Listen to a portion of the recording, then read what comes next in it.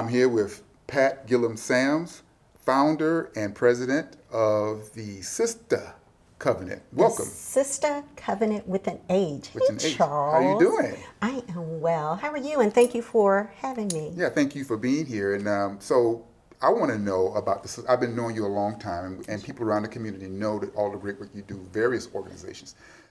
You started the Sister Covenant out of a need. And so what was that need? So, Charles, the need was simple.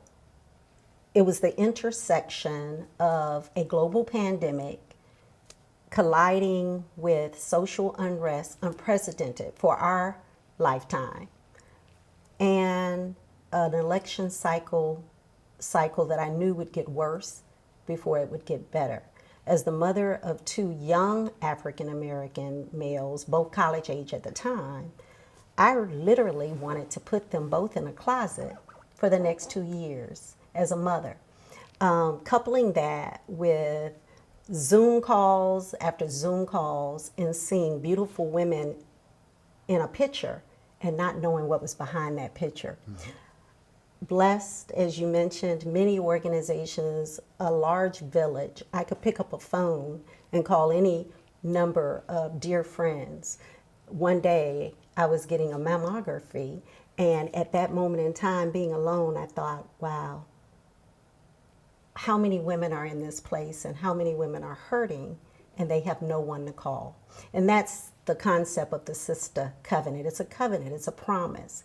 It is, we're stronger together than we are apart, and that we are as any one individual. So the Sister Covenant is about empowering women, specifically women of color, for a time such as this. We bring forth through a platform powerful women, women that are game changers, influencers, to talk about every relevant topic from finance to politics to civic engagement to aging gracefully. So how does the platform work? What happens? How do you So connect? we have a podcast Okay. every first, third, and fifth Sunday. And the fifth Sunday is dedicated to women under 30. I affectionately call them the youngins. But I don't relegate the Sister Covenant to just a podcast. The podcast is a safe space. Okay. It's a space for us to come together and to laugh, to cry. Friends that have been friends for 20, 30 years, you see them on the Sister Covenant. It is a international podcast. So the platform is just the conduit to facilitate the dialogue that takes place on Sunday mornings, first, third, and fifth Sunday. But it's more than that. It is our opportunity as women, women who nurture the world. This last election, I submit to you that the reason we have a vice president that is a woman, that happens to be a woman of color, of Asian American and African American descent, is because Black women in particular galvanized and came together. And it didn't matter what organizational color they wore. It was about coming together because we knew we needed a change, and that change had to start with us. So that's what the Sister Covenant is about. But as we are talking about young people and education, the Sister Covenant can be about empowering young girls as young as middle school girls. Because at a time like this, with all the noise, that's what we have to do for our community. It sounds like that out of a moment you found to be somewhat traumatic personal experience, that you identified what should be or maybe other traumatic experiences that women were going through, and you decided to create a path to for women to voice their concerns out of, move past that trauma, whatever those traumas are, whether they're financial, educational, or whatever. It sounds like the outlet provides a way to deal with that trauma in a way that we were sort of closed in on throughout the pandemic. Is that another way to explain it? Charles, a trauma, but also day-to-day life. Women are the backbone of the community. Women nurture everything from the boardroom to the bedroom. We pour ourselves out. But this is an opportunity for us to empower ourselves so that we can be all that we need to be for everyone else. I remember right after George Floyd, the incident that happened a year and a half ago, my son, who attends Florida State University, he drove home because I was insistent that I needed to see him. And it was probably about 8 o'clock. And you know, in May, it's still a little light. But he came through the door with a do-rag on. I lost my mind because I said, you can't do that because they won't know that you're a finance student with a 3.7 GPA. All they'll see is a black young Perception. man That's right. that they may consider a thug. Why did I have to say that to him? So, right, a trauma, but we've had so many traumas. But how do we turn the lemons into lemonade?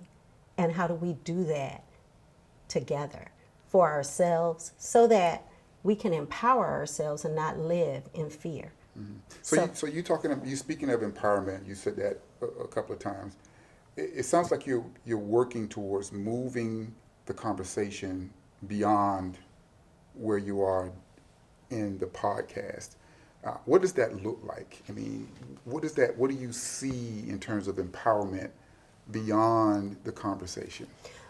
Beyond the podcast, I think the conversation, and that's why I refer to it as a platform and not a podcast, not to make the podcast lesser than.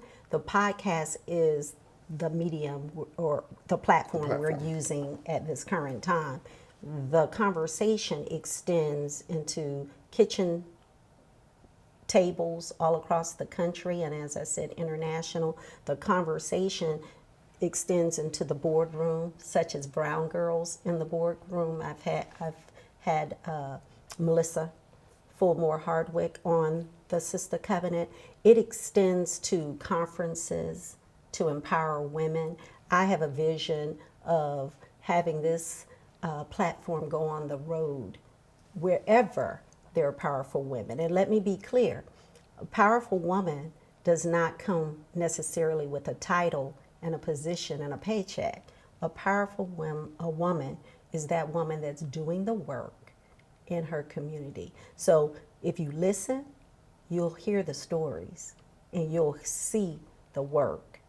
And that in and of itself will empower other women to join that woman. And that is why I'm so excited about the My Village Project, because it allows organizations to come together and to collaborate to be our best selves. And women are always going to be at the forefront of leading those charges. So how do you see the women that you're engaged with sort of connecting with young ladies like, who are coming, who you anticipate are going to be a part of this or need to be a part of this conversation? There seems to be, some place in here where there is a disconnect. It starts somewhere where we can sort of identify 2 or 3 places along the way as young ladies, girls, into womanhood. How do you see your conversation or your platform connecting at that crossroad and making a difference? So as I said, Charles, on the 5th Sunday, currently on the podcast, I affectionately call that the Youngins Sunday. So we've had anything from presidents of Divine Nine on that Sunday to young ladies that attend multiple HBCUs from Tennessee State to Howard and Hampton that are leaders on their campus, speaking with them about relevant topics such as the civil unrest, that's the discourse on the college campus about the pandemic and how they've navigated that. But again, in having powerful women like Melissa Fulmore on the podcast and demonstrating to these women, it doesn't matter where you've come from, it matters where you're going. And one young lady on the podcast comes to mind. She was attending Howard. She has since graduated. She wants to be an attorney, and she had not done well on the LSAT. And in the chat, because we do this live on Sunday mornings at 8:30 a.m., so that's an early morning, but we have had followings as much as 5,000 views on a podcast. And this young lady mentioned and became emotional that she did not do well on this particular test, the standardized test to get into law school. Rhonda Peoples Waters was on the podcast. Judge Rhonda, and she wasn't judge at the time. Okay. But she chatted with this young lady and said, I want to talk with you. I want to reach out to you. Attorney LaFonda Middleton, another attorney, local attorney here in Jacksonville, Latasha Garrison, another. This young lady has access to those three women of power and she lives in D.C., that she would not have normally had access to.